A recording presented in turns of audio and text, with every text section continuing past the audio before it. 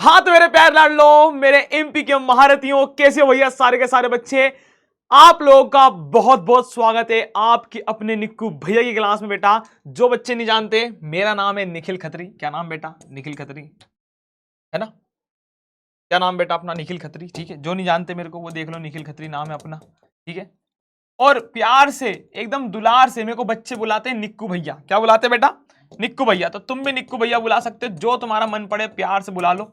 निक्कू भैया बोला जाता है मुझे बेटा प्यार से। ठीक है, तो ये बेटा आपका त्रैमासिक परीक्षा का एक तरीके से क्लास 11th हिंदी के बच्चों के लिए बेटा, हिंदी सब्जेक्ट के लिए सॉरी, क्या दिया है? 50 इंपोर्टेंट वस्तुनिष्ठ प्रश्न। मतलब भैया वस्तुनिष्ठ क्या, ईमानदारी कसम, आपके वस्तुनिष्ठ और इंपॉर्टेंट जो भी सारे के सारे यहां एक तरीके से वस्तुनिष्ठ के साथ साथ मैं आपको सारी की सारी महत्वपूर्ण प्रश्न करवा दूंगा, जिसमें पूरी ग्रामर कंप्लीट है, साथ ही साथ आपके लिटरेचर पूरे के पूरे कंप्लीट मैं आपको यहां पूरी की पूरी करवा के दूंगा। ठीक है, देखो बेटा, तो सबसे पहले पढ़ रहे हैं अपठित गद्यांश। आज देख लेते हैं कि क्या क्या पढ़ने वाले हैं। आज मैं आपको पढ़ा दूंगा बेटा पूरा एग्जाम के हिसाब से पढ़ाऊंगा, जिसमें पहली चीज क्या है बेटा, पहली चीज सारे बच्चे समझेंगे, इसमें आएगा अपठित गद्यांश। अपठित गद्यांश भी आएगा, साथ ही साथ आपका पद्यांश भी आ जाएगा। अपठित गद्यांश और पद्यांश दोनों के दोनों आज पढ़ा दूंगा मैं। ठीक है, साथ ही साथ आपके इसके बाद आएंगे बेटा पत्र। पत्र है ना, औपचारिक अनौपचारिक पत्र पूरे पढ़ा दूंगा। इसके बाद आपका भाव पल्लवन जो आता है, भाव पल्लवन वो भी आपका कंप्लीट करवा दिया जाएगा, है ना। सार संक्षेपण भी आपका पूरा का पूरा कंप्लीट करवा दिया जाएगा। ये एक तरीके से बेटा बहुत ही तगड़ी सीरीज में लेके आ रहा हूं तुम्हारे लिए। फिर इसके बाद आगे बढ़ते हैं हम, इसके बाद आगे बढ़ते हैं हम, तो आपकी पूरी व्याकरण भी इसमें आएगी। कंप्लीट रिवीजन करवा रहा हूं मैं व्याकरण। व्याकरण के साथ साथ आपका इसमें और कंप्लीट होगा बेटा पूरा का पूरा आपका गद्य और पद्य के चैप्टर्स। गद्य और पद्य के चैप्टर्स भी पूरे पूरे आपके जितने आने वाले हैं वो भी होगा, और वितान बुक का एक चैप्टर भी इसमें कंप्लीट हो जाएगा। ठीक है, तो ध्यान रखो बेटा, गद्य पद्य के भी दो दो तीन तीन चैप्टर मैं आपको करवाने वाला हूं आज। आप देखोगे इसे आगे, सार संक्षेपण, भाव पल्लवन, पत्र, व्याकरण, अपठित गद्यांश, पद्यांश, एक तरीके से पूरा का पूरा ये एकदम डोज तुमको दे दूंगा कि जिससे आपका क्वार्टरली एग्जाम का, त्रैमासिक परीक्षा का बेहतरीन रिवीजन हो जाएगा। त्रैमासिक परीक्षा का आपका बहुत ही प्यारा रिवीजन हो जाएगा, बस ये बात ध्यान रखो। ठीक है, तो आइए बेटा स्टार्ट करते हैं बिना देरी के। सबसे पहले अपठित गद्यांश है, ये आपको ऐसा गद्यांश दे रखते हैं। क्या देखे रखते हैं बेटा? गद्यांश।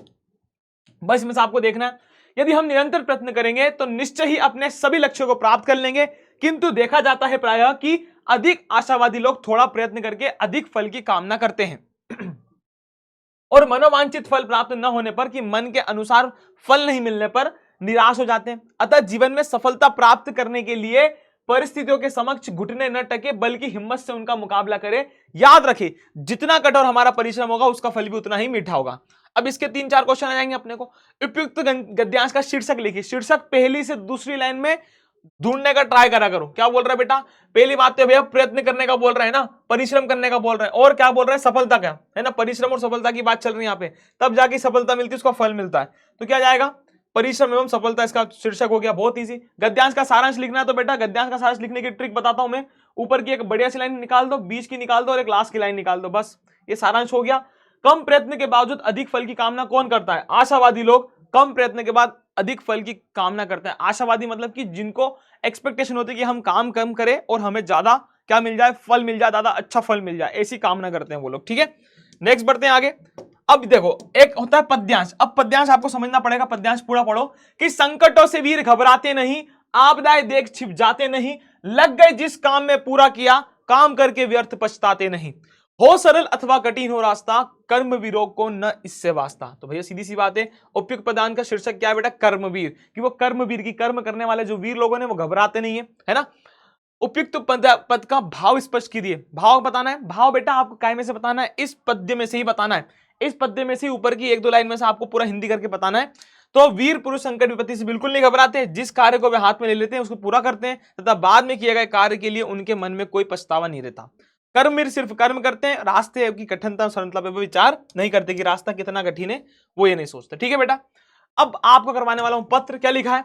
अपने मित्र छोटे भाई को जन्म दिवस पर आमंत्रित करने के लिए पत्र भेजी। अब देखो, अपने मित्र को छोटे भाई को जन्म दिवस पर आमंत्रित करना है। ठीक है भैया, तो देखो जन्म दिवस बात करने के लिए तो ये क्या है? अनौपचारिक पत्र। कैसा पत्र है ये? अनौपचारिक। देखिए यहां समझ ले बेटा, समझा देता हूं। एक होता है औपचारिक पत्र, एक होता है औपचारिक पत्र, एक होता है आपका, अरे रे रे रे, एक होता है आपका अनौपचारिक पत्र। दोनों को अच्छे समझेंगे बेटा, एक होता है अनौपचारिक पत्र। सर क्या इसमें है वो बता दो। चलो बेटा देख बता देता हूं। औपचारिक पत्र सरकारी कामकाज के लिए लिखा जाता है, सरकारी कामकाज के लिए। सरकारी कामकाज के लिए एक तरीके से यूज होने वाला चीज क्या है? औपचारिक पत्र, सरकारी कामकाज के। अब अनौपचारिक पत्र जो होता है बेटा वो आपके दोस्त को लिख सकते हो, दोस्त के बर्थडे विदाई पे। रिश्तेदार में आ जाएंगे आपके भाई बहन पापा, किसी को भी आप भैया एक तरीके से लिख सकते हो।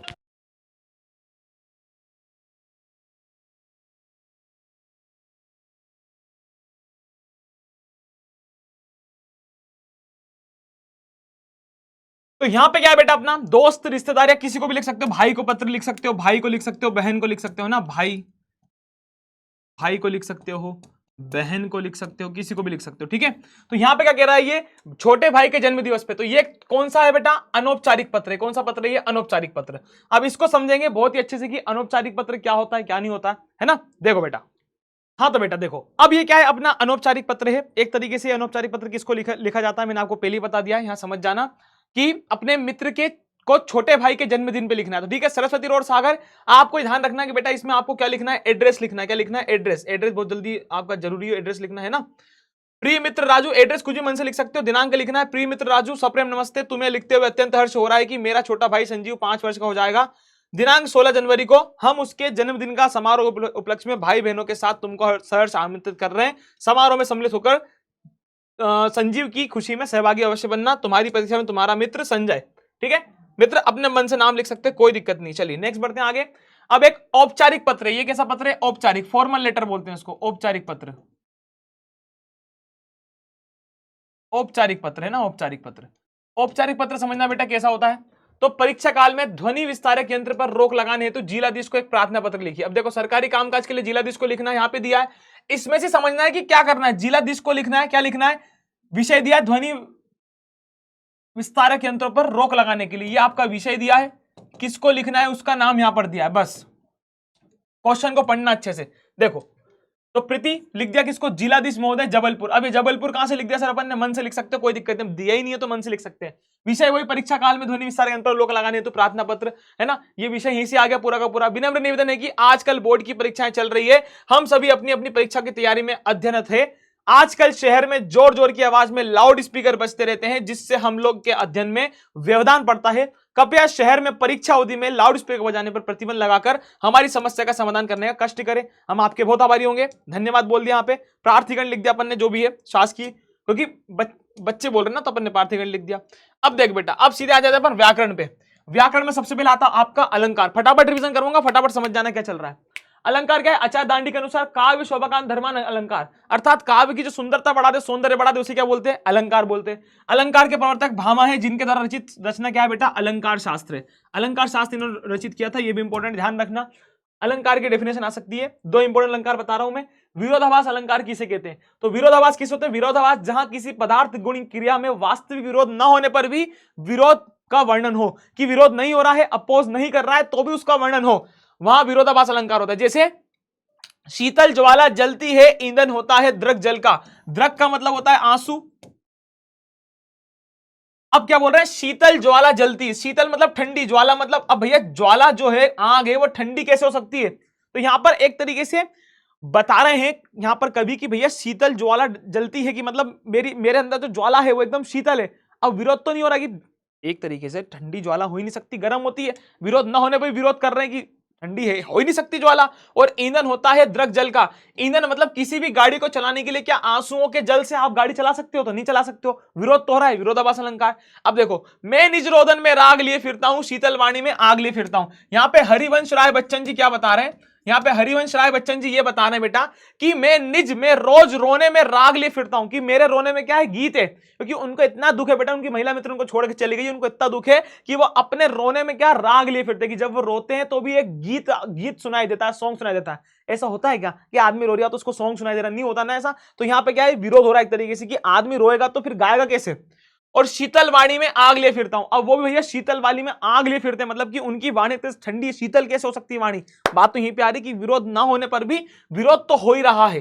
ठीक है, अगला आता है संदेह अलंकार, जहां प्रस्तुत वस्तु या व्यक्ति को देखकर समानता के कारण उसमें किसी दूसरी वस्तु का संदेह बना रहे, वहां संदेह अलंकार होता है। संदेह मतलब कि डाउट, कि भैया देख के आदमी कंफ्यूज हो जाए कि ओ मोरी मैया जो का देख लियो। देखो सारी बीच नारी है या नारी बीच सारी है, कि सारी की ही नारी है कि नारी की ही सारी है। भैया बहुत ईजी है, क्योंकि ये बताया गया बेटा महाभारत के एक दृश्य को जिसमें द्रौपदी का चीरन होता है। तो उसमें क्या होता है, उनके वो जो साड़ी में लपटी हुई रहती है, अब वो साड़ी जब वो खींचता है दुशासन, तो एक तरीके से वो घूमती जाती है, साड़ी कभी भी खत्म नहीं होती। तो वहां पर बैठे हुए दर्शकों को ये लगता है कि जो साड़ी है उसके बीच में नारी है कि नारी के बीच में साड़ी है, साड़ी की नारी है कि नारी की ही साड़ी है, किसकी क्या है समझ में नहीं आ रहा भैया, कुछ भी संदेह अलंकार हो गया। ठीक है, अलंकार के बाद अगला टॉपिक आता है रस। बेटा यहां समझ लो फटाफट, रस को काव्य की आत्मा या प्राण कहते हैं। ऑब्जेक्टिव बन सकता है, यहां से ऑब्जेक्टिव निकल जाएगा, स्टार जिस पर लगा दो ऑब्जेक्टिव समझ जाना।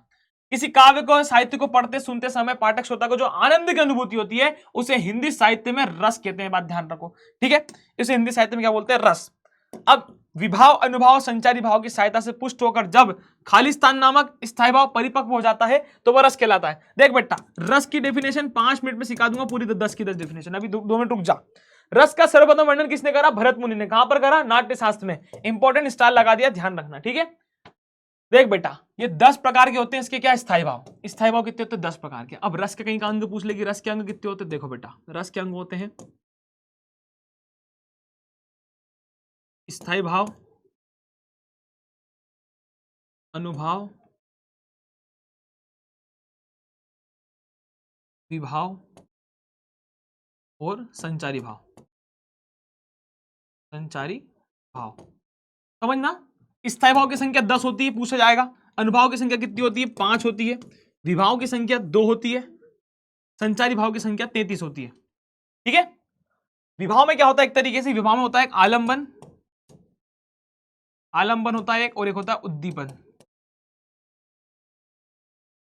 आलंबन मतलब भैया आपने एक शेर देख लिया, तो आलंबन मतलब कि जिस कारण से आपके स्थायी भाव जागृत हो रहा है, शेर को देख के आप डर गए, तो शेर आपके लिए क्या हो गया, आलंबन। अब उद्दीपन क्या है, अब आपका दोस्त है वो बोल रहा है कि अभी इसने एक शेर को खाया, तो आपका जो डर का भाव तो और ज्यादा बढ़ गया। उद्दीपन मतलब कि स्थायी भाव को तीव्र करने वाला, और आलंबन मतलब स्थायी भाव को जगाने वाला, है ना। स्थायी भाव ये 10 प्रकार के लिखे हुए यहाँ पे। संचारी भाव 33 होते हैं, अनुभाव 5 होते हैं, स्थायी भाव 10 होते हैं। अब इन स्थायी भाव को याद करके आप बेटा रस की 10 परिभाषा याद कर सकते हो इजीली।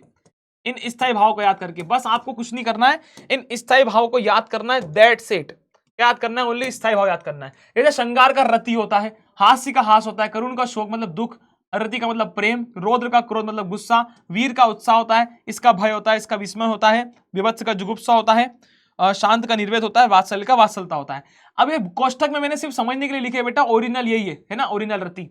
तो अब भैया क्या करना है, सिर्फ आपको इसकी डेफिनेशन याद करने के लिए सिर्फ इसके स्थायी भाव याद करना है। देख बेटा अभी दिखाता हूं, जैसे वीर रस की एग्जांपल ले लो, वीर रस की मैं डेफिनेशन लिख रहा हूं, तो विभाव अनुभाव और संचारी भाव की सहायता से पुष्ट होकर जब उत्साह नामक, देख यहां ध्यान देना, उत्साह नामक स्थायी भाव परिपक्व हो जाता है तो वह वीर रस कहलाता है। देख बेटा समझ, उत्साह यहां पे दिखा, क्यों, क्योंकि वीर रस का स्थायी भाव था उत्साह, अपन ने उत्साह लिख दिया।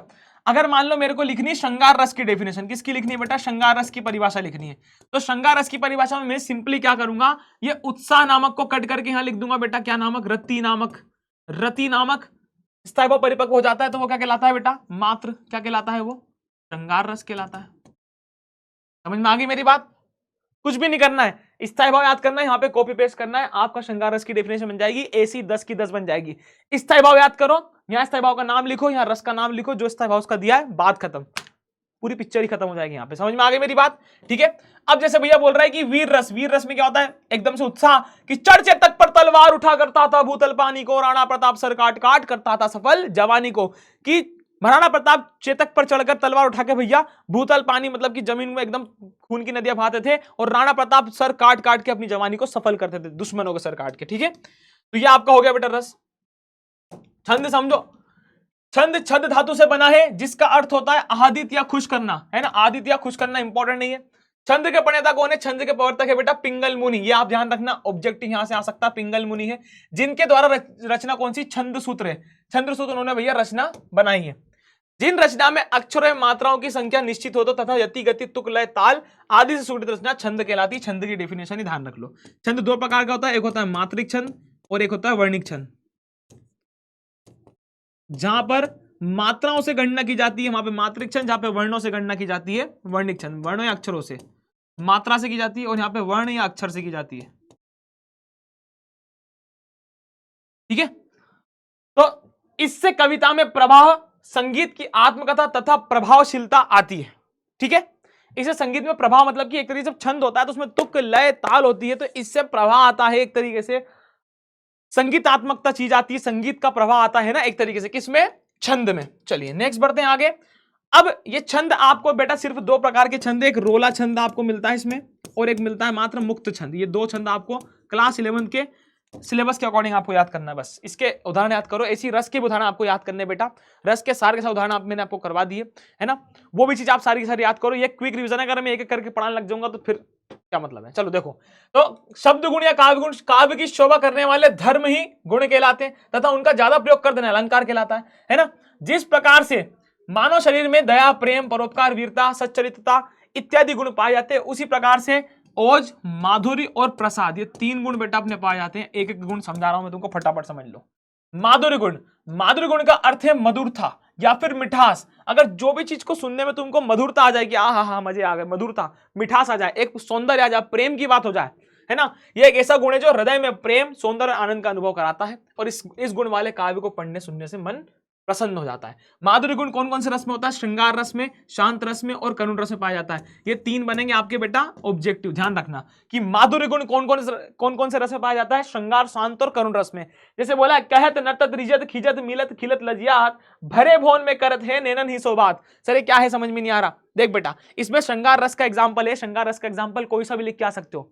अब ये वाला एग्जाम्पल में क्या कह रहा है, कहत नटत रिजत खिजत, एक हीरो एक हीरोइन बैठे हैं भैया एक भरे से भवन में, एक क्लास में बैठे हुए, इस साइड पे लड़कियां बैठी, इस साइड पे लड़का बैठा है, इधर हीरोइन बैठी, इधर हीरो बैठा है। अब हीरो आंखों आंखों में बात कर रहा है, कहो, तो हीरोइन डर जाती है, तो कहो, किसने बोला, हीरो ने, तो हीरोइन ने बोला, डर जाती है। फिर हीरो रिझ जाता है, बोले नहीं यार, फिर हीरोइन फिर खिंच जाती है, अभी साहब नहीं बोलूंगी मैं। फिर मिलत, अब फिर उनकी आंख मिलती है, हमने तुमको देखा, तुमने हमको देखा, आंखें मिल गई। अब आंख जब मिली, आंखों से आंखों मिली कि इशारों इशारों में बातें हो रही है, इशारों में जब बातें हो रही तो जब मिली तो एकदम जब आंखें मिली, मैंने उसे उतना देखा, इतना देखा, जितना देखा जा सकता था उतना देखा, आखिर इन दो आंखों से कितना ही देखा जा सकता था। अब वो देखते देखते भैया मन ही मन में लड्डू फूटा, कैडबरी डेयरी मिल्क मन में लड्डू कैसे फूटा बेटा, तो मिलत के बाद खिलत, एकदम खिलखिला गए वो। अब जब खिलखिला गए तो एकदम लजिया गए, मतलब शर्मा गए। तो भैया प्रेम की बात चल रही है ना, दोनों मिल रहे हैं, आंखें मिल रही है। भरे भवन में करते, भवन मतलब भरा, भवन मतलब कि भवन में कर रहे हैं क्या, नैनन आंखों आंखों में ही बात। चलिए ओजगुण, ओजगुण का अर्थ है शक्ति, तेज, उत्साह और वीरता आ जाए भैया, एकदम कि भैया कर हर मैदान फतेह, एकदम भैया क्या आ जाए, अपने अंदर शक्ति आ जाए, वीरता आ जाए। इसे पढ़ने या सुनने में हृदय में उमंग और उत्साह का संचार होता है। यह गुण वीर, हाँ ये भैया ध्यान रखो, यह गुण वीर रस में, रौद्र रस में और भयानक रस में और विभत्स रस में, ये चार जगह पाया जाता है, ध्यान रखना। इसमें वीर रस का एग्जाम्पल लिख के आ सकते हो, चर्चे तक पर तलवार उठा, पढ़ा दिया मैंने, ठीक है। नेक्स्ट बढ़ते हैं अपना प्रसाद गुण। प्रसाद गुण का अर्थ होता है निर्मलता या प्रसन्नता, जिसको सुन के एकदम निर्मलता लगेगी, हाँ क्या बात बोल दी है, इसको सुनते समय हृदय पर छा जाए, है ना। अब प्रसाद गुण का क्या है बेटा, हृदय में शांति का अनुभव, जैसे कि तन भी सुंदर, मन भी सुंदर, प्रभु मेरा जीवन सुंदर, बहुत इजी है, प्रसन्नता आ रही है, निर्मलता आ रही, शांति आ रही है। जाकी रही भावना जैसी, मूर्ति देखी दिन तैसी, ये पहला एग्जाम्पल है। दूसरा एग्जाम्पल, जाकी रही भावना जैसी मतलब कि जिसकी जैसी भावना होती है वो प्रभु मतलब भगवान की मूर्ति को वैसा ही देखता है, अच्छी भावना होगी तो अच्छे तरीके से देखेगा, ठीक है। अब शब्द शक्ति समझ लो फटाफट एक बार। शब्द शक्ति मतलब क्या है बेटा, शब्दों का अर्थ बोध कराने वाली शक्ति को शब्द शक्ति कहा जाता है। ये वाले डेफिनेशन लिख के आ जाओ अगर ऊपर वाले समझ में नहीं आए। हिंदी व्याकरण में किसी वाक्य के भाव को समझने के लिए प्रयुक्त अर्थ को शब्द शक्ति कहा जाता है। शब्द की शक्ति भी कहते हैं ना भैया, शब्द में शक्ति होती है कि शब्द कुछ इस तरीके से होते हैं कि महके तो लगाओ और बहके तो घाव, है ना। तो शब्द ये होता है, समझेंगे। यह तीन प्रकार की होती है, अभिधा, व्यंजना और लक्षणा। समझते बेटा। तो अभिधा में क्या होता है, वे वाक्य जिनका साधारण अर्थ और भावार्थ कहने का मान समान होता है, अभिधा शब्द शक्ति कहलाते हैं, है ना। इसमें उत्पन्न भाव है वो कहलाता है वाच्यार्थ। ये ऑब्जेक्टिव बन सकता है, क्या कहलाता है, वाच्यार्थ कहलाता है, ठीक है।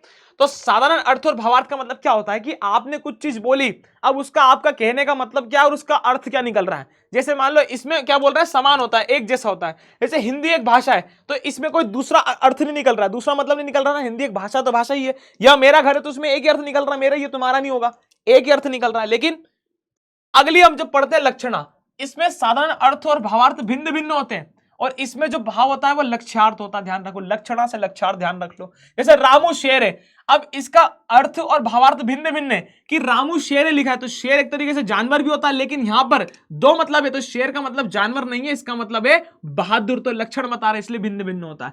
यह अरे ये हालत गलत आ गया, जैसे मैंने बोलता हूं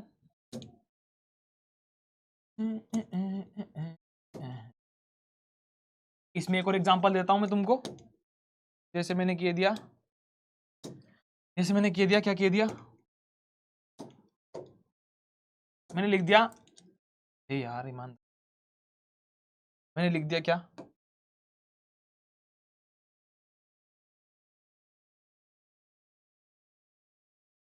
मैंने लिख दिया मोहन गधा है। क्या लिख दिया मैंने, मोहन गधा है। तो मोहन गधा ही लिखा, तो गधे का मतलब क्या है यहाँ पे, मूर्ख होना, ऐसा नहीं कि जानवर गधा ढेचू ढेचू करेगा। आई मेरी बात समझ में? इधर देखो, व्यंजना जहां वाक्य तो साधारण होता है परंतु पाठक या श्रोता के द्वारा अपना भिन्न भिन्न अर्थ निकाला जाता है। इसको सिंपली समझो, जहां पे वाक्य समान है लेकिन अलग अलग इंसान अपने अपने अकॉर्डिंग उसका अलग अलग अर्थ निकाल रहे हैं। कैसे, जैसे कि मान लो भैया शाम की 8 बज गई, 8:30 बज गई, पापा घर पे आ गए। अब तुम बैठ के बेटा ऐसे फेल के टीवी देख रहे हो, आपकी भैया भी, छोटा भाई भी टीवी देख रही है, मान लो छोटा भाई है टीवी देख रही है, मम्मी बैठी हुई है भैया, तुम तीनों बैठ के मस्त टीवी का आनंद ले रहे हो। अब पापा घर पे आए, भैया दिन भर से गए थे काम करने, अब घर पे आए, क्या बोलेंगे? उन्होंने सिर्फ इतना बोला बेटा शाम हो गई है, उन्होंने क्या बोला, सिर्फ शाम हो गई है, क्या बोलेंगे, 9 बज गई है। तो वहां पे तुम बैठे रहोगे तो क्या सोचोगे कि भैया पतली गली से निकल लो, पापा ने कह दिया 9 बज गई, चुपचाप ऊपर जाके पढ़ने बैठ जाओ, वरना भैया बहुत ही बेल्ट पढ़ने वाले हैं आज तो। चुपचाप जाके पढ़ने बैठ गए। फिर भैया छोटे भाई ने भी सोचा, पापा ने बोला मैं भी पढ़ने निकल जाता हूं। अब मम्मी क्या सोचेगी, 9 बज गई ये बोल रहे हैं, खाने की भूख लग रही होगी उनको, मैं चुपचाप से किचन में, मम्मी निकल गई, ठीक है। तो क्या हुआ, पापा ने तो सिर्फ ये बोला था कि बेटा 9 बज गई है, तो उसका बच्चों ने अलग मतलब निकाल लिया और मम्मी ने अलग मतलब निकाल लिया। तो वही बताया कि जहां पर वाक्य तो साधारण होता है लेकिन पाठक और श्रोता के द्वारा अपना अपना अर्थ निकाल लिया जाता है, बस सीधी सी बात है। व्यंजना शब्द शक्ति होती है, इसमें उत्पन्न भाव को व्यंग्यार्थ कहते हैं। क्या बोलते हैं, व्यंग्यार्थ। ध्यान रखो, व्यंजना से व्यंग्यार्थ, लक्षणा से लक्ष्यार्थ भाव है। जैसे घर गंगा में है, अब मैंने कह दिया घर गंगा में है, तो इसमें समझ सकते हैं कि घर गंगा के समान पवित्र भी है, घर गंगा नदी के किनारे है, या घर गंगा नदी के बीच में, या घर गंगा नदी के समान कैसा साफ सुथरा है। तो देख लिखा है घर पवित्र व स्वच्छ है ना, गंगा की भांति। एक और तुम तो बृहस्पति हो, बृहस्पति का मतलब क्या होता है, बृहस्पति मतलब एक तरीके से एक तो भैया गोला होता है, तो जुपिटर, तो क्या हमको जुपिटर नहीं, बृहस्पति के मतलब अलग भी होते हैं कि एक तो भैया वो प्लैनेट है, और एक मतलब ये भी होता है कि बड़े या गुरु, अपने गुरु को या अपने बड़े को बेटा बृहस्पति बोला जाता है, तो बड़े और गुरु भी यहां पर लिखा हुआ है। ठीक है बच्चों, अब थोड़ा भैया चलते हैं इधर इंपॉर्टेंट अंतर में। महाकाव्य खंडकाव्य में अंतर बेटा आता ही है। महाकाव्य में समग्र जीवन का, संपूर्ण जीवन का चित्रण होता है, खंडकाव्य में जीवन की किसी एक घटना का चित्रण होता है। महाकाव्य में 8 या उससे अधिक सर्ग होते हैं, है ना, और इधर खंडकाव्य में एक ही सर्ग होता है। इसमें अनेक छंदों का प्रयोग होता है, खंडकाव्य के लिए यह आवश्यक नहीं है कि एक छंद का प्रयोग हो। इसमें शांत वीर रस में से किसी एक की प्रधानता होती है, श्रृंगार व करुण रस प्रायः प्रधान होता है इसमें, ठीक है। इसमें धर्म, अर्थ, काम और मोक्ष की प्राप्ति होती है, इसका उद्देश्य ही महान होता है खुद। प्रमुख महाकाव्य रामचरितमानस, साकेत, पद्मावत, कामायनी। प्रमुख खंडकाव्य पंचवटी, जयद्रथ, सुदामा चरित आदि है। ये ध्यान रखना बेटा, इंपॉर्टेंट है ये। अगला मुहावरा और लोकोक्ति में अंतर, इनका अंतर बता रहा हूं मैं। मुहावरा क्या होते हैं, वाक्यांश होता है, ये ऑब्जेक्टिव बन सकता है। लोकोक्ति पूर्ण होती है। मुहावरा किसी वाक्य या वाक्यांश से जुड़कर अपना भाव प्रकट करता है। मतलब मुहावरे के लिए जब मुहावरा होता है तो मुहावरा का अर्थ लिखते हैं अपन, मुहावरा जैसे है तो इसका पहले अपन अर्थ लिखते हैं, फिर इसका वाक्य में प्रयोग करते हैं, है ना, इसका वाक्य में प्रयोग करते हैं, तो यह वाक्यांश से जुड़कर उसका भाव प्रकट करता है। लेकिन लोकोक्ति क्या होती है, लोकोक्ति को अपना भाव प्रकट करने के लिए किसी वाक्य की आवश्यकता नहीं होती है, खुद में अपने आप में पूर्ण होती है। मुहावरा पूर्ण स्वतंत्र नहीं होता, लोकोक्ति पूर्ण स्वतंत्र होती है। जैसे एक उदाहरण दे दो यहां पर, आग उगलना,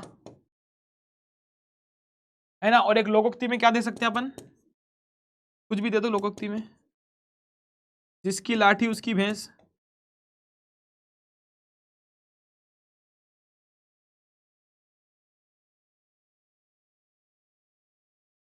ऐसा एग्जांपल दे दिया, बात खत्म।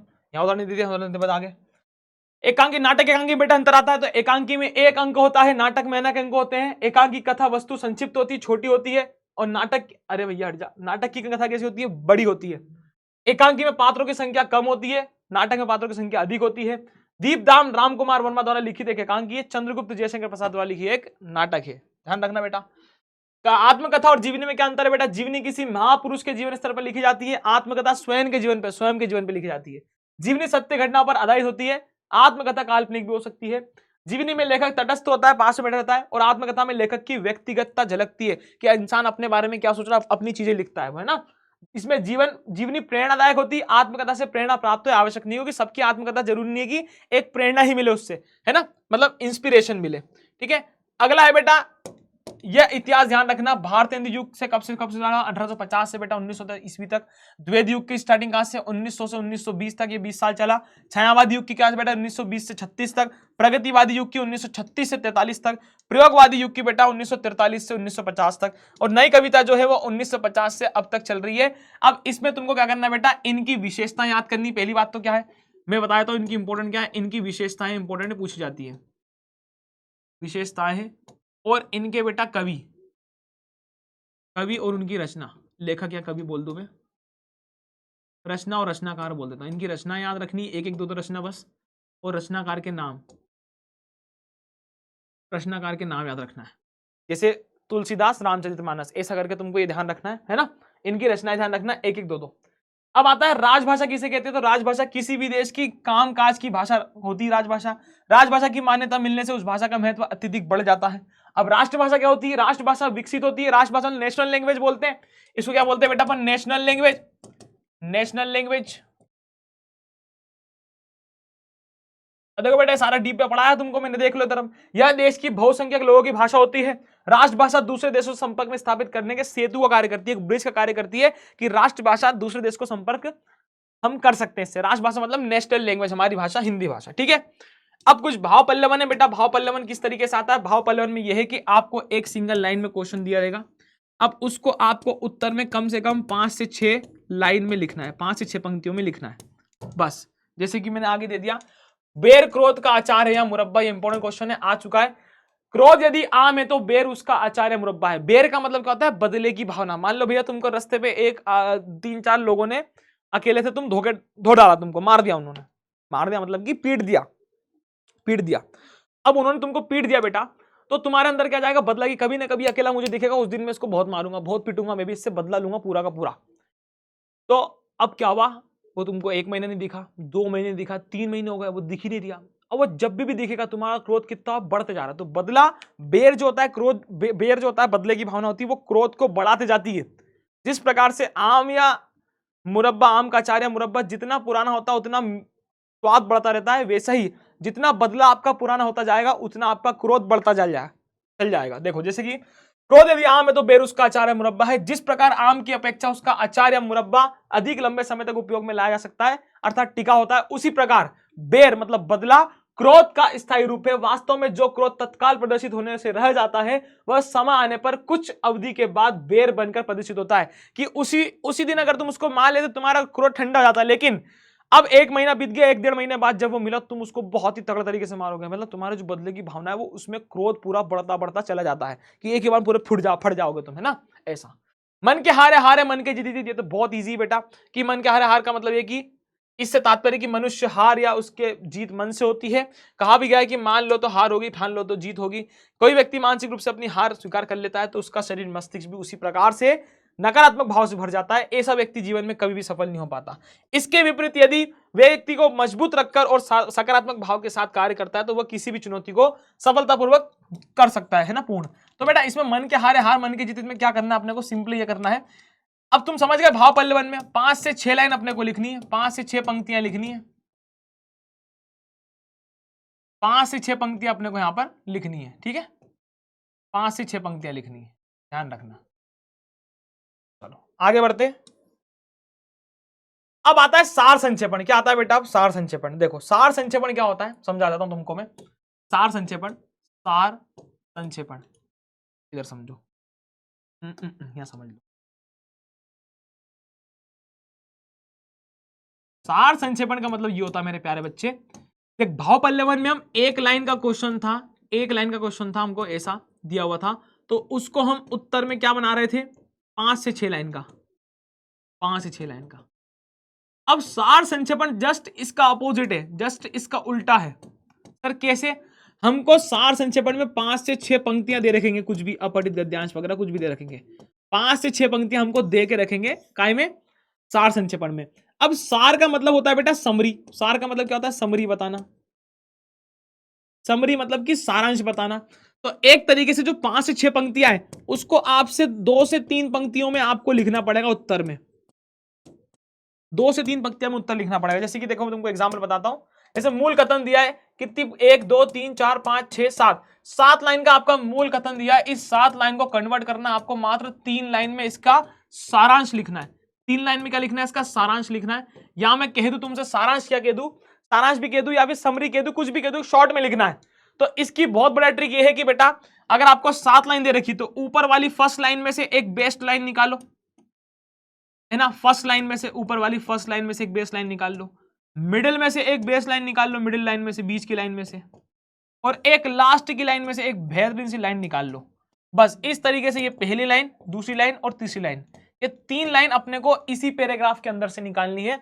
इसको अच्छे से पढ़ो और निकालो। कुछ भी निकाल सकते हो, ये फिक्चुअल नहीं है। जैसे यहाँ पे 3 निकाल दिया कि भारतीयों को गौरव में अर्थात अति उपलब्धि को जानने की आवश्यकता है क्योंकि सांसारिक बौद्धिक होता जा रहा है और ज्ञान शक्ति का स्रोत बनता जा रहा है। विकास के लिए उससे स्वयं को पहचानना होगा कि वह कहाँ है। ठीक है।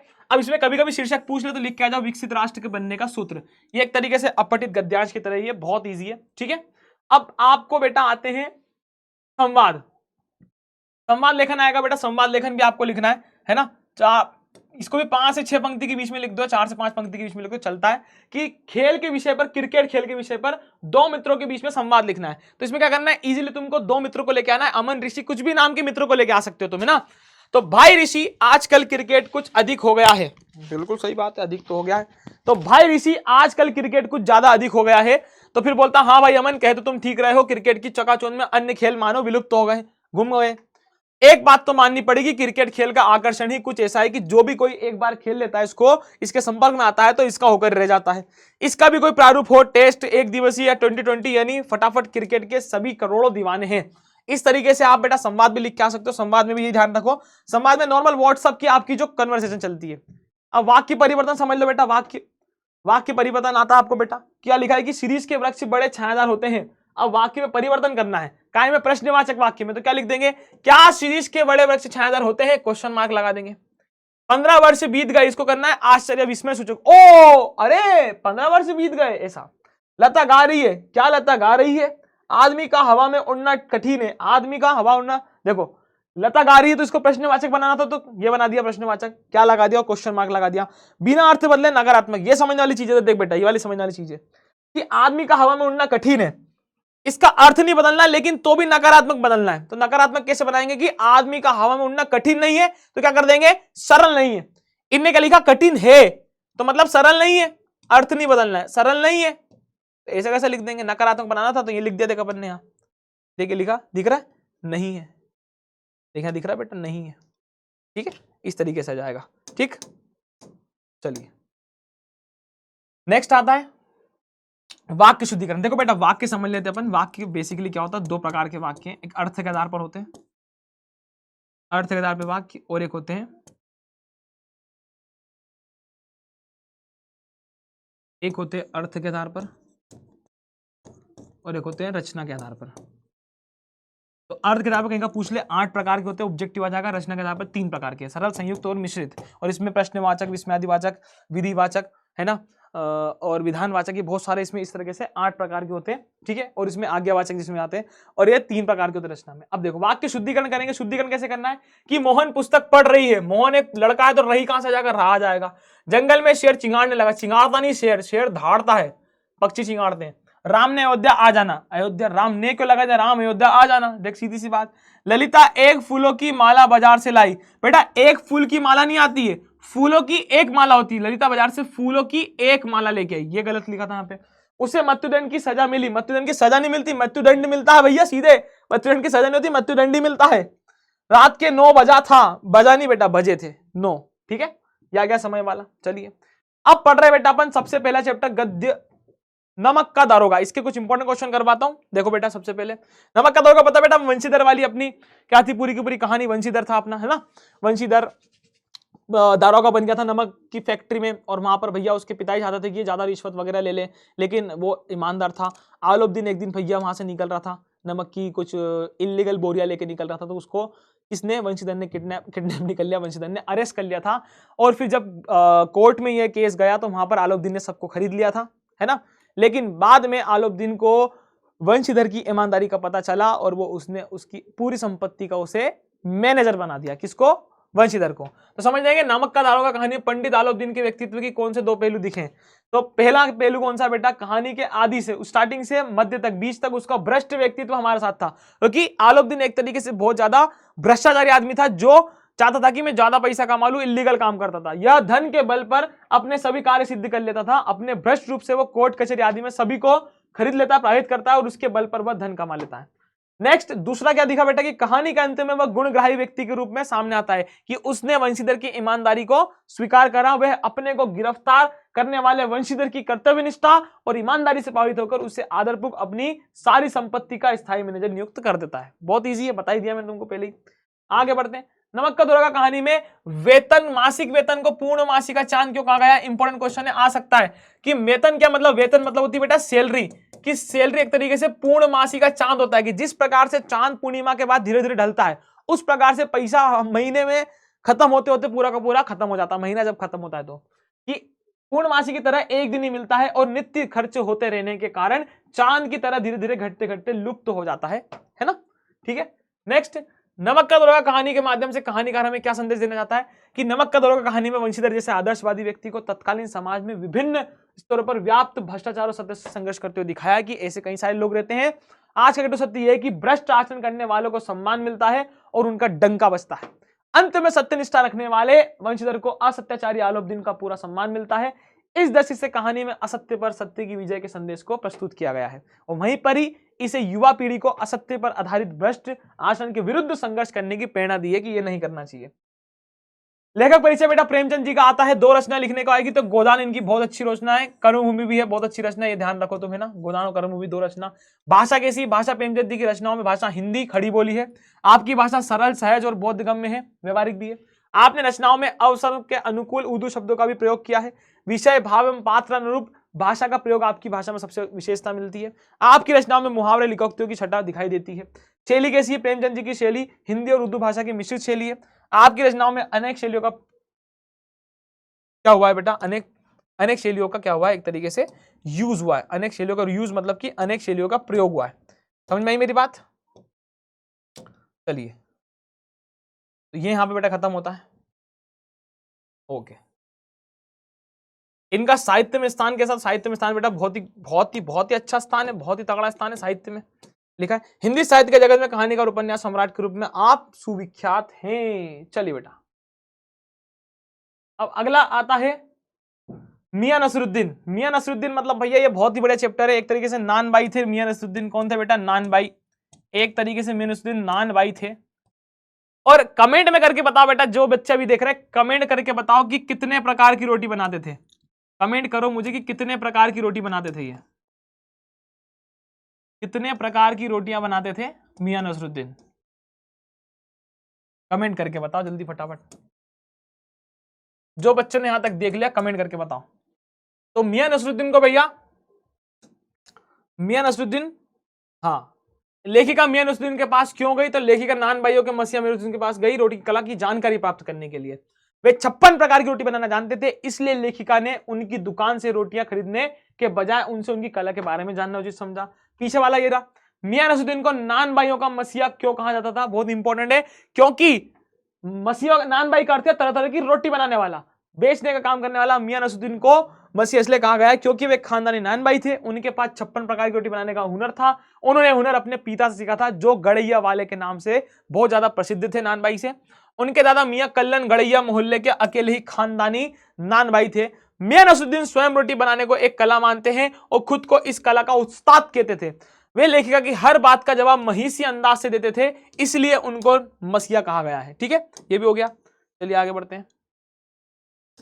मियां नसरुद्दीन अखबार नवीसों के बारे में क्या राय रखते थे कि जो अखबार वाले लोगों ने क्या छापते हैं? तो मियां नसरुद्दीन अखबार वाले मतलब news news news news news news news news reporter को क्या समझते थे? न्यूज रिपोर्टर को अखबार मियां नसीरुद्दीन क्या समझते थे कि मियां नसीरुद्दीन अखबार छापने वाले और पढ़ने वाले दोनों को ही निठल्ल ना मानते थे, क्योंकि अखबार वाले खोजियों की खुराफत रखने से हर कहीं पहुंच जाते थे। अखबारों से लोगों को कोई लाभ नहीं होता, उल्टे समाज में इनसे उथल पुथल मच जाती है ना। ठीक है, अब बढ़ते हैं आगे। ये बता दो बेटा, पाठ में लेखिका ने नसीरुद्दीन को क्या नाम दिया है? इसको कमेंट करके बताओ मुझे फटाफट, क्या नाम दिया है? शाही नान भाई, शाही बावर्ची, शाही नौकरी या शायद शाही दरबार? जल्दी बताओ। अगला आता अपना अप्पू के साथ 2.5 साल। अप्पू के साथ 2.5 साल बेसिकली बेटा है सत्यजीत राय ने लिखी है, बहुत ही बढ़िया कहानी है। सत्यजीत राय ने एक तरीके से कहानी लिखी है जिसमें ये अपनी एक मूवी बना रहे हैं जिसका नाम है पाथेर पंचाली।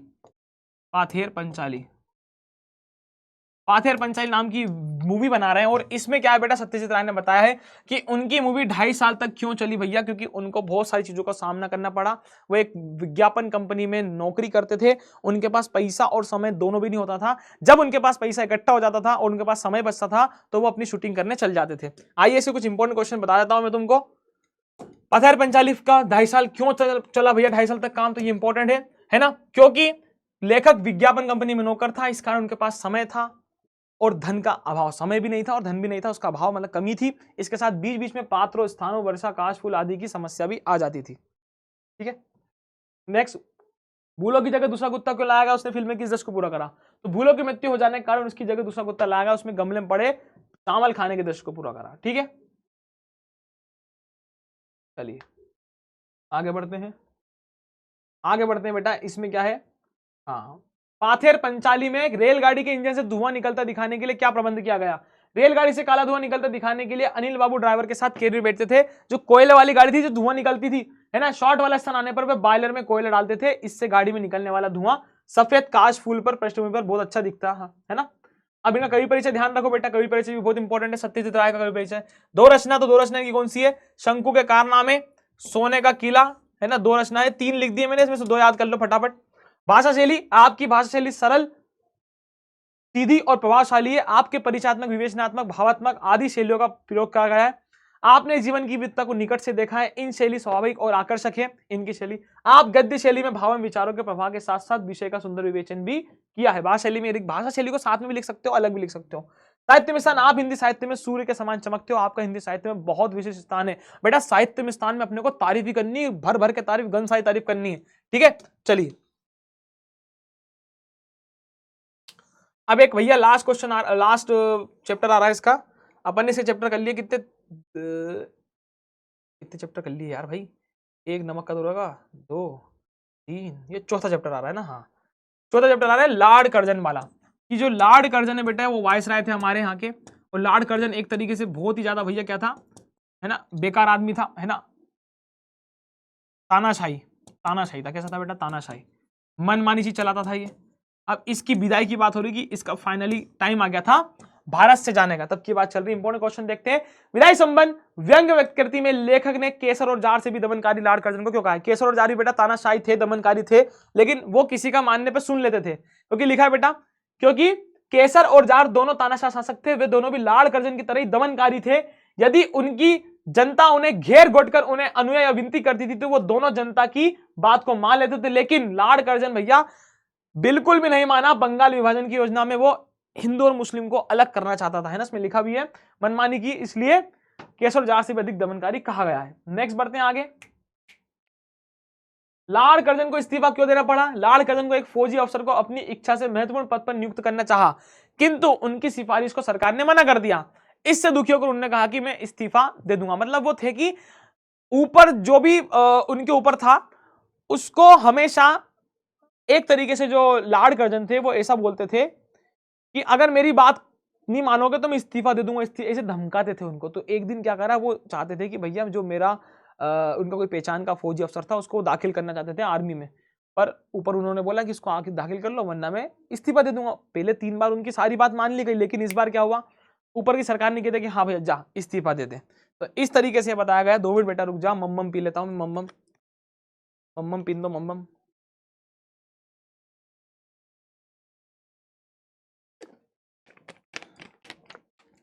बेटा जिस बैच की डिमांड तुमने बहुत ज्यादा करी थी उस बैच को आज लेके आ गए तुम्हारे लिए ना, क्लास 11th वालों के लिए। ठीक है, चलिए इससे दुखी होकर उन्होंने इस्तीफा देने की पेशकश दी और उनका इस्तीफा स्वीकार भी कर लिया गया। चलिए आगे बढ़ते हैं। बाल मुकुंद गुप्त, अच्छा ये तो लगा गया, सॉरी रुक जाओ। हाँ, बाल मुकुंद गुप्त जी का साहित्यिक परिचय निम्न बिंदुओं के आधार पर लिखे। तो बाल मुकुंद गुप्त, देख ध्यान रखना बेटा, शिव शंभू के चिट्ठे और खत। बाल मुकुंद गुप्त भाषा खड़ी बोली रही है, इसमें उर्दू का पुट देखने को मिलता है, साथ ही भाषा में व्यंग विनोद का समावेश है। भाषा इनकी सरल है, सुबोध और स्पष्ट है। प्रभावशाली बनाने के लिए नवीन भाषा का प्रयोग किया गया है। शैली कैसी, व्यंग्यात्मक शैली है, उद्धरण शैली है, मुहावरेदार शैली, संबोधन शैली भी है। साहित्य में स्थान, भर भर के तारीफ। साहित्य में गुप्त जी का महत्वपूर्ण स्थान है। साहित्य के माध्यम से अपनी जन जागृति लाने का प्रयास किया है। देश प्रेम की भावना से ओतप्रोत रचनाओं, लेखों के माध्यम से हिंदी साहित्य में महत्वपूर्ण योगदान है। पत्रकारिता के माध्यम से उन्होंने स्वतंत्रता संग्राम में महत्वपूर्ण योगदान दिया। अपने राष्ट्र प्रेम, देशभक्ति के कारण उन्हें हिंदी साहित्य में सदैव याद किया जाएगा।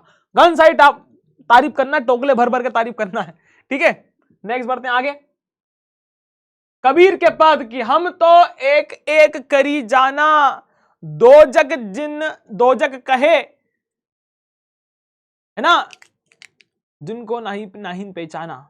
एक पवन एक हवा एक ज्योति समाना, है ना। तो भैया क्या बताया इसमें कबीरदास जी ने, इनमें ईश्वर को एक बताया कि ईश्वर क्या है भैया, एक है। जिस प्रकार से हवा है कि पानी है कि प्रकाश है कि, उसी प्रकार से ईश्वर भी कैसे एक है कि ईश्वर एक ही जगह व्याप्त है। ईश्वर दो तीन नहीं होते भैया, जो दो बोलते हैं उनको नरक के समान नरक मिलेगा, ऐसा बोल रहे हैं वो, ठीक है। तो देख बेटा समझ, यहां पर बहुत इजी है। कबीर की दृष्टि में ईश्वर एक, इसके समर्थन में उन्होंने क्या बोला है कि कबीर की दृष्टि में ईश्वर है, परमात्मा है। इसके समर्थन में उन्होंने बोला है कि उनके अनुसार सृष्टि में वायु, जल, अग्नि, पृथ्वी तथा आकाश, इन 5 तत्वों से मिलकर मनुष्य का निर्माण हुआ है। ये इंपॉर्टेंट है, किन 5 तत्वों से मिलकर हुआ है, ये ध्यान रखना। वायु, जल, अग्नि, पृथ्वी और आकाश के माध्यम से हुआ है। संसार के रचयिता भी एक ही परमात्मा है, उस एक परमात्मा की ज्योति सारे संसार में व्याप्त है। बहुत इजी आ गया। अब देखो मानव शरीर का निर्माण किस 5, तो बोल दिया पृथ्वी, जल, वायु, अग्नि, इससे हुआ है। आगे बढ़ते हैं। जैसे बाड़ी काष्ठी काटे, अग्नि न काटे कोई, सब घटी अंतर तू ही व्यापक, धरे स्वरूप सोई। जिस प्रकार से एक लकड़ी होती है, एक लकड़ी में होती है बेटा आग, लकड़ी में क्या होती है, एक आग होती है। तो एक बाड़ी मतलब बोल रहे हैं यहाँ बड़ई मतलब कारपेंटर। बड़ई जो है बेटा वो कास्ट मतलब लकड़ी ही काट सकता है। कास्ट मतलब कि लकड़ी को ही काट सकता है, उसके अंदर आग को नहीं काट सकता। इसका मतलब यह है कि जो इंसान है, इंसान का जो शरीर है, उनका शरीर क्या हो जाता है, शरीर इंसान का नष्ट हो जाता है, लेकिन उसके अंदर जो आत्मा होती है वो कैसी रहती है, अमर रहती है। उसकी जो आत्मा होती है वो कैसी रहती है, अमर। यही कहना चाह रहे हैं यहां पर कि आत्मा जो है इंसान की अमर होती है। जिस प्रकार से लकड़ी को काट दिया लेकिन इसकी आग अमर रहती है इसके अंदर, उसी प्रकार से इंसान का शरीर नष्ट हो सकता है लेकिन उसकी आत्मा नहीं। इस सब घटी अंतरी तू ही व्याकर, धरे स्वरूपे सोई की, मनुष्य के अंदर भी तू ही मतलब कि ईश्वर का भी वास है। बस प्रस्तुत पंक्ति में कवि ने मनुष्य के शरीर की तुलना लकड़ी से की है। जिस प्रकार बड़ी लकड़ी को काट सकता है लेकिन उसमें व्याप्त अग्नि को नहीं काट सकता, उसी प्रकार मनुष्य का शरीर तो नश्वर है किंतु उसमें निहित आत्मा अमर है। इस प्रकार मनुष्य के अंतरात्मा में ही परमात्मा है। सब घटी मतलब होता है हृदय में, अंतर मतलब अंदर, तू ही मतलब ईश्वरी, व्यापक मतलब की है, धरे स्वरूप सोई, वैसा का वैसा स्वरूप तुम्हारा है ना, कि मनुष्य के अंतरात्मा में ही परमात्मा है। मनुष्य की आत्मा में ही क्या है, परमात्मा, ठीक है। परमात्मा मतलब ईश्वर है, समझ गए। नेक्स्ट बढ़ेंगे। कबीर ने अपने आप को दीवाना क्यों कहा है बेटा, इंपॉर्टेंट है कि क्या बोला है कि कबीर के अनुसार जो लोग संसार मोह माया से मुक्त हो जाते हैं, जो इंसान सांसारिक मोह माया जो भी चल रही है उससे दूर हो जाते हैं, वे निर्भय हो जाते हैं, उनको किसी चीज का डर ही नहीं होता है। कबीर इस मिथ्या झूठा जगत से दूर रहकर परमात्मा की भक्ति में लीन है, इसलिए उनको अपने आप को दीवाना कहते हैं कि मैं परमात्मा का क्या हूं बेटा, दीवाना हूं, ठीक है। कबीर जी का कवि परिचय ध्यान रख लो बेटा। इनकी रचनाएं बीजक, साखी, सबद, रमेनी, बहुत ही इंपॉर्टेंट है, कोई सी भी दो याद कर लो। भाव पक्ष बेटा देखो, कवियों के भाव पक्ष पूछते हैं और कला पक्ष पूछते हैं और साहित्य में स्थान पूछते हैं, ठीक है। तो कबीर ने अपने काव्य में धर्म, रीति नीति, समाज सुधार, अध्यात्म आदि विविध विषयों पर विस्तार किया है। उनकी कविता में स्थान स्थान पर प्रेम भी है, भक्ति भी है ना। कबीर ने समाजक बुराइयों का चित्रण भी किया है और साथ साथ आदर्श जीवन के लिए नीतिपूर्ण उपदेश भी दिए कि आपको मोह माया से, इस अगर चैप्टर की बात करें तो आपको मोह माया से दूर रहना चाहिए। कला पक्ष, इनकी भाषा सदुक कड़ी तथा खिचड़ी भाषा है, जिनकी भाषा में ब्रज, अवधी, राजस्थानी, पंजाबी के अतिरिक्त अरबी तथा फारसी शब्दों का प्रयोग भी हुआ है। उपमा रूपक, सांगरूपक अलंकार का भी उन्होंने विरोधाभास भी, उत्प्रेक्षा भी, अन्योक्ति भी है, इन अलंकारों का भी प्रयोग किया है इन्होंने, है ना। इन्होंने मुक्तक काव्य शैली में रचना की है। साहित्य में स्थान वही समाज सुधारक है, युग निर्माता के रूप में है। कबीरदास जी हिंदी साहित्य की निर्गुण धारा के श्रेष्ठ कवि, निर्गुण धारा के, सगुणी निर्गुण धारा के, ठीक है। चलिए आगे बढ़ते हैं। मीरा के पद भैया,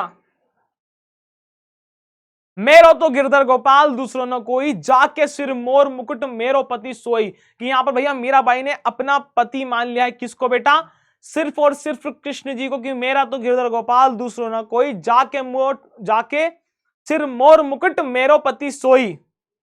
छाड़ी दई कुल की कहानी, छाड़ी दई कुल की कहानी मतलब इन्होंने भैया अपने परिवार की, अपने समाज की जो मर्यादा है वो सब कुछ छोड़ दी है और अपने पति की से मान लिया है अपने कृष्ण जी को, उनकी भक्ति में लीन है। मीरा दीवानी बोल रही है ना।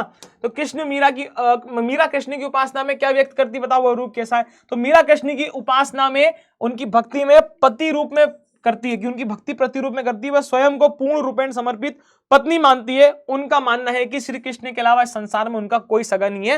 वे अपने आराध्य के पति के स्पष्ट करती, कहती कि मेरो तो गिरधर गोपाल, कि गिर मतलब कि पर्वत पहाड़ को धारण करने वाला है ना, और गोपाल मतलब गाय चलाने वाला, दूसरा कोई भी नहीं मेरा, जाके सिर मोर मुकुट, जिसके सिर पे मोर मुकुट है मेरा ही पति है। बस ये मैंने तुमको बता दिया, ये बहुत इजी है। छाड़ी दई कुल की कहानी का मतलब क्या है, छाड़ी दई कुल की कहानी, तो मीरा के इस कथन का आशय है कि कृष्ण भक्ति में डूबकर उसने राणा राज परिवार की सभी मर्यादाओं को त्याग दिया है। वह राजमहलों की पर्दा प्रथा, प्रचलित परंपराओं के बंधनों को तोड़कर संतों के साथ बैठती है। संतन डिग बैठी बैठी लोक लाज खोई, और मंदिरों में नृत्य भजन करती है। कृष्ण भक्ति के खातिर उसने कुल परिवार को त्याग दिया है ना। बहुत इजी है, बहुत इजी है। चलिए ये समझते हैं। मीराबाई का भैया देखो, इनकी गोविंद, गीत गोविंद, टीका, राग, सोठा के पद, ये इनकी क्या है बेटा, नरसिंह मायरो, ये भी इनकी अच्छी अच्छी जो तुमको याद हो बेटा, मीरा पदावली, ये वाली याद कर लो, एक याद कर लो, गीत गोविंद और एक गोविंद याद कर लो, कोई दिक्कत नहीं। भाव पक्ष कैसे, मीरा ने गोपीवत कृष्ण को अपना पति माना है। उनकी उपासना माधुरी भाव की भक्ति मतलब मधुरता है, प्रेम है, सौंदर्य है। इनका जीवन कृष्णमय था, आपको सदैव कृष्ण भक्ति में लीन रहती है। मीरा ने मेरो तो गुरु को पाए दूसरों ना कोई, जाके सिर मोर मुकुट मेरो पति सोई कहकर समर्पण भाव से भक्ति की है। मीरा ने काव्य में विरह की तीव्र मार्मिकता पाई जाती है, क्योंकि भैया वो एक तरीके से श्री कृष्ण जी से दूर है, इसलिए वो विरह मतलब कि दूर होना है ना। विलय एवं भक्ति संबंधी सभी पद पाए जाते हैं। श्रृंगार और शांत रस की प्रभावित है। कला पक्ष, मीरा भक्ति थी, काव्य रचना उनका लक्ष्य नहीं था, इसलिए मीरा के काव्य का कला पक्ष अनगढ़ है, मतलब पता नहीं है। लेकिन साहित्यिक ब्रज भाषा होते हुए भी उस पर राजस्थानी गुजराती का विशेष प्रभाव है। मीरा ने गीत काव्य की रचना और पद्य शैली को अपनाया है। वैसे मीरा की मूल भाषा राजस्थानी है, मूल भाषा अगर मैं बात करूं तो राजस्थानी, मीराबाई की मूल भाषा की बात करूं तो मूल भाषा राजस्थानी है, ठीक है। और इसमें ब्रज भाषा भी मिक्सअप है, ठीक है। अब शैली माधुरी गुण युक्त है, प्राय सभी पद गेय राग रागिनियों में निबंध है, क्योंकि इन्होंने एक तरीके से गेयात्मक शैली से, गेयात्मकता क्या होती है, एक तरीके से इन्होंने अपने काव्य में गाना गाया कि मेरो तो गिरधर गोपाल दूसरो न कोई, के पग घुंघरू बांध मीरा नाचती, है ना। तो पग घुंघरू बांध के मीरा नाच रही थी, किसकी भक्ति में, कृष्ण जी की भक्ति में, ठीक है। कि तूने क्या कर डाला, मर गई मैं, मिट गई मैं, ओरी हाजी हो गई मैं तेरी दीवानी दीवानी, ठीक है। अगला साहित्य में स्थान, मीरा भक्ति काल के कृष्ण भक्ति के श्रेष्ठ कवित्री, गीत काव्य में मीरा काव्य दृष्टि से मीरा का साहित्य में उच्च स्थान है, भयंकर, है ना। चलो बेटा क्या हो, अब आता है बेटा लास्ट तो नहीं, हाँ इसका लास्ट चैप्टर था अपना पद्य का।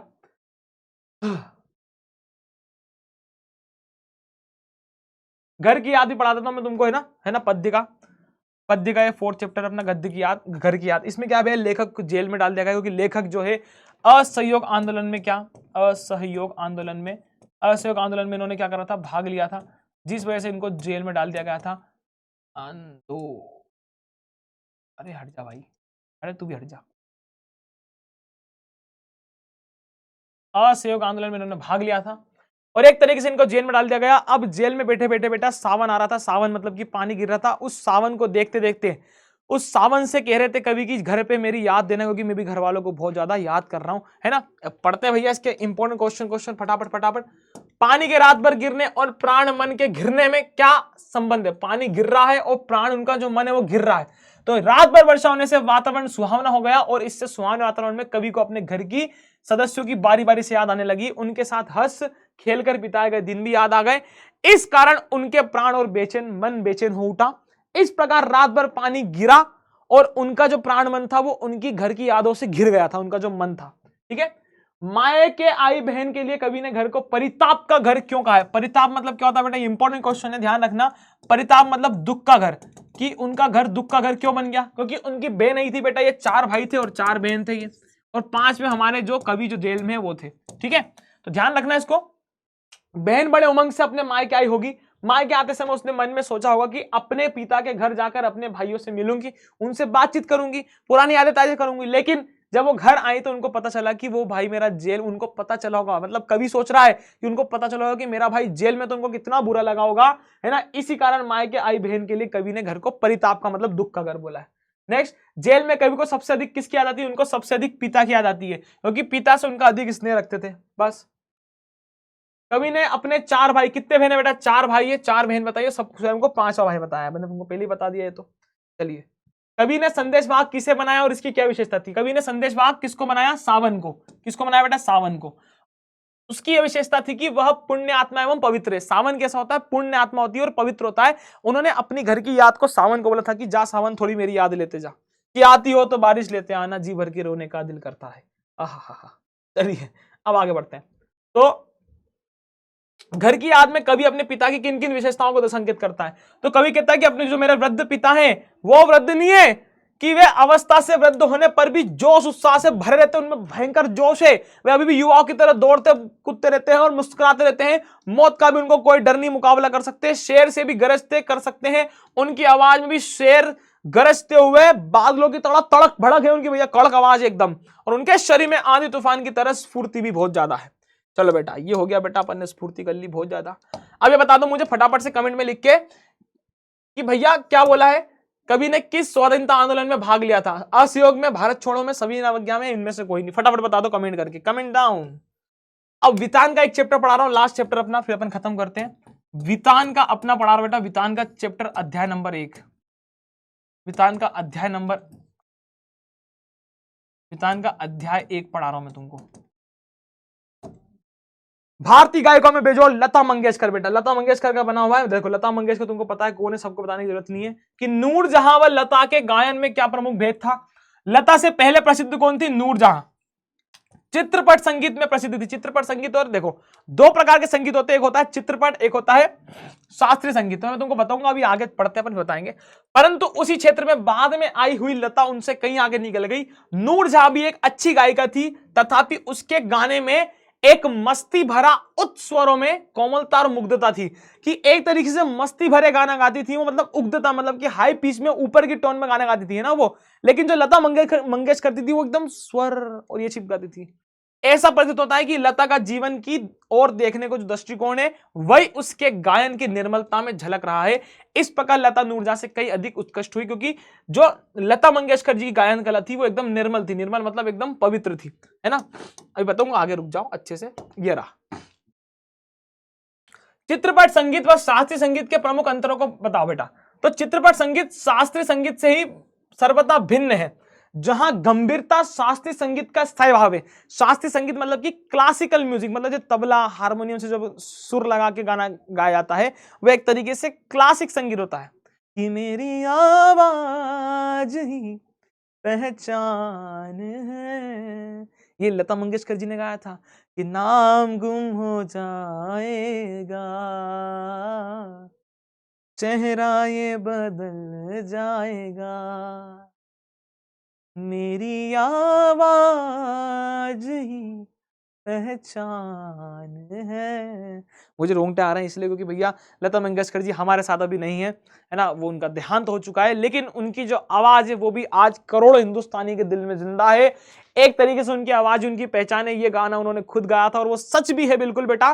तो ये होता है शास्त्रीय संगीत, जिसमें एक तरीके से सुर का ज्ञान होता है, ताल होती है, उसमें लय होती है, सुर में ताल मिला के गाना गाया जाता है। जैसे कि लिखा है, जहां गंभीरता शास्त्रीय संगीत का स्थायी भाव है, वहीं जलदलय, द्रुत लय और चपलता चित्रपट संगीत का मुख्य गुणधर्म है। चित्रपट संगीत क्या होता है? जैसे अभी वो चलता है ना, मैं बस्ती का 80 ब्रो, आगले भाई लोग कंटिलो, मैंने बॉम्ब में बचाया एक बच्ची को, बना रहा पेटी, ऐसा करके। तो ये क्या है भाई? ये क्या है? चित्रपट संगीत है। ये चित्रपट फटाफट फटाफट चल रहा है कि बोतले झूल दिए, और तो ये दसों की चोनी हो, दसों की चोन, तो जिथे भी जोनी हो, तो जिथे भी जोनी हो, दसों की चोनी हो, मारे कुछ समझ नहीं आनी हो। क्यों? क्योंकि चित्रपट संगीत है। लेकिन अगर हम बात करें शास्त्रीय संगीत की, तो भैया क्या, चांद सी महबूबा हो मेरी, कब ऐसा मैंने सोचा था।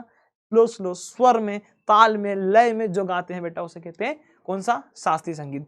अब चित्रपट संगीत का ताल प्राथमिक अवस्था का ताल होता है, जबकि शास्त्रीय संगीत में ताल अपने परिष्कृत रूप में पाया जाता है कि शास्त्रीय संगीत में स्वर के हिसाब से ताल, लय सब बोली जाती है। चित्रपट संगीत में आधे तालों का उपयोग किया जाता है, लेकिन शास्त्रीय संगीत में पूरे तालों का उपयोग किया जाता है। चित्रपट संगीत में आधा बोला आधा निकल गया, है ना। हर कुछ की बस आज की रात है, कल से वही सया पे, जी भर के नाच लो ना, घर वाले ना आप है, करने क्या क्या गाते रहते हैं, ऊपर नीचे सुर जा रहा है। लेकिन एक तरीके से शास्त्रीय संगीत में पूरे ताल होती है, पूरे सुर से स्टार्ट होते हैं।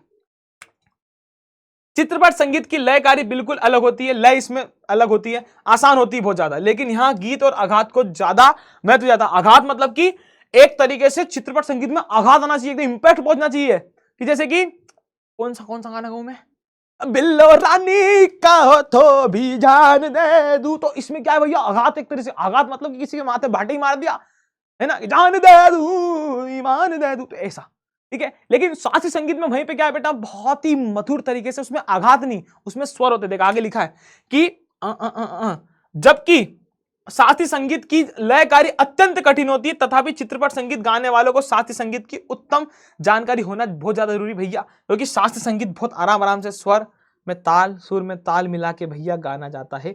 आगे मेरी बात समझ में, ठीक है। तो लेखक ने पाठन में गानपन का उल्लेख किया है, इस पाठ संदर्भ में स्पष्ट करते हुए बताया कि आपके अनुसार इसमें प्राप्त करने के लिए किस प्रकार अभ्यास की जरूरत है। तो गानपन का अर्थ है, गानपन का अर्थ होता है गाने का एक ऐसा अंदाज जो एक आम या साधारण व्यक्ति को भी भाव विभोर कर दे। भाव विभोर मतलब कि भैया अगर मान लो मैंने एक बहुत प्यारा सा गाना गा दिया, तो तुम बोलोगे आहा सर मजा आ गए, कि पल पल दिल के पास तुम रहती हो, तो पल पल दिल के पास, इसमें क्या हो गया भैया, एक इंसान को फीलिंग आ जाए कि हाँ भाई मजा आ गया, जिस गाना सुनते तो मन कितना अच्छा लगता है, उससे बोलते हैं गानपन।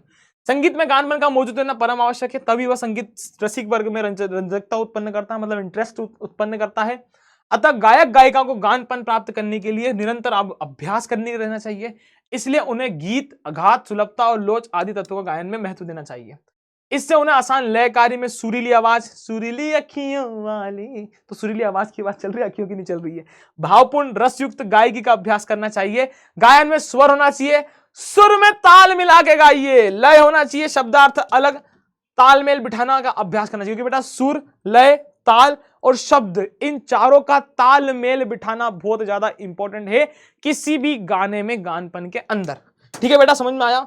हथियार गिर गया मेरा, जी हो, हथियार मतलब पेन गिर गया, ठीक है। देखो बेटा, तो ये आपका मैंने पूरा का पूरा यहां पे आपका करवा दिया, पूरा खत्म, ठीक है। तो बस बेटा यही है कि प्रैक्टिस करो अच्छे से, ये वाले तुमने वन शॉट देख लिया होगा, बहुत ज्यादा हेल्प हो गई होगी तुम लोगों को, तो प्रैक्टिस करो बढ़िया तरीके से, है ना। चैप्टर्स की स्टोरी ध्यान रखो, बस चैप्टर जो अपने हैं सारे के सारे चैप्टर अध्याय, उसकी स्टोरी ध्यान रखो, स्टोरी लाइन कैसे चल रही है, स्टोरी लाइन ध्यान रखो, बस स्टोरी लाइन ध्यान रखो। साथ ही साथ आप इसके ऑब्जेक्टिव लगा सकते हो, ऑब्जेक्टिव प्रीवियस ईयर के कर लो, क्योंकि अभी मैंने जितनी पूरी कॉन्सेप्ट बता दिया उससे ऑब्जेक्टिव सारे के सारे आने वाले हैं। गृह कार्य में भी बेटा वही है कि प्रैक्टिस करो, रिवीजन करो, बस प्रैक्टिस करो आराम से, और रिवीजन रिवीजन रिवीजन। गृह कार्य में क्या है बेटा, रिवीजन। अब गृह कार्य क्या है, दो मैं रिवीजन दे देता हूँ, और अपना बैकलॉग भी इससे कंप्लीट कर लो, बैकलॉग हो जाएगा तुम्हारा कंप्लीट, एक तरीके से जितना बैकलॉग है सारा का सारा कंप्लीट हो जाएगा, ठीक है। तो 28 को तुम्हारा एग्जाम है बेटा, तो सारे के सारे बच्चे मुझे बहुत ज्यादा बोल रहे थे क्लास 11th वाले, तो क्लास 11th के लिए बेटा ये चीज मैं ला दिया हूँ। बहुत बहुत धन्यवाद आप लोग, बेटा ऐसी ईमानदारी कसम फोड़ के रख देना, ठीक है। बहुत सारे बच्चे बोले सर हमारे लिए ला दो, हमारे ला दो, तो बेटा थैंक यू सो मच। अब यहाँ दिल का बनूं मैं, थैंक यू, ठीक है, ओके बच्चों, तो thank you so much for your support, like love, कहाँ बना दूं भाई, नहीं बनाना, ये अच्छा लग रहा है मेरे को, तो चलो ओके बीच में बना देता हूँ, ठीक है बेटा। Thank you so much for this amazing lecture बेटा। आई होप कि इसमें अपने सारी की सारी चीजें कंप्लीट हो गई है, साथ ही साथ अपना इसमें पूरी व्याकरण करवा दी मैंने, पूरी मतलब जितनी तुमको जरूरत थी उतनी पूरी व्याकरण करवा दी। अपठित गद्यांश हो गया, पद्यांश हो गया, और निबंध जो आपके प्रीवियस ईयर में आ रहे हैं, निबंध कम से कम 3 से 4 आप बेटा याद करके जाना, ठीक है। बाकी ऑलमोस्ट सारी चीजें इसमें अपन ने कंप्लीट कर ली है। अच्छी राइटिंग में लिख के आना पेपर, साफ राइटिंग होना चाहिए, जल्दबाजी मत करना, पहले क्वेश्चन पढ़ना उसके बाद आंसर देना, आराम से एक बार पूरी समरी मैंने यहाँ पढ़ा दी है, एक बार खुद भी रिवाइज करके बढ़िया से एग्जाम देके जाओ, और टेंशन नहीं लेना बेटा, पहली चीजें चिल करो, आराम से एकदम साफ शांत दिमाग से पेपर देना आराम से बेटा। पेपर के एक दिन पहले तुमको सोना है, बढ़िया नींद लेके जाओ, आराम से उठो और पेपर के हलूलू नहीं करना है। पेपर के 1 घंटे पहले पढ़ पढ़ पढ़ पन्ने पलटर नहीं, आज ही पढ़ के रख लेना। पेपर के 1 दिन पहले पढ़ के रख लो पूरा का पूरा। पेपर वाले दिन तो कुछ पढ़ना ही नहीं, आराम से बेटा सोना है, उठना है, बढ़िया नहाना धोना है, बेहतरीन तरीके से अपने को स्कूल जाके एग्जाम लिख के आना है, बात खत्म। ठीक है मेरे प्यारे बच्चों, तो I am wishing you very very good luck बेटा। आपको बहुत बहुत गुड लक है, एकदम बेस्ट ऑफ लक। फोड़ कर जाना, बढ़िया एग्जाम लिख के आना, गर्दा उड़ा लेना पेपर का बेटा, है ना। ठीक है मेरे लाडलो, मिलते हैं आपसे अगली क्लास में, अगले लेक्चर्स में। तब तक के लिए बाय बाय, टेक केयर, जय हिंद, जय भारत, बाय।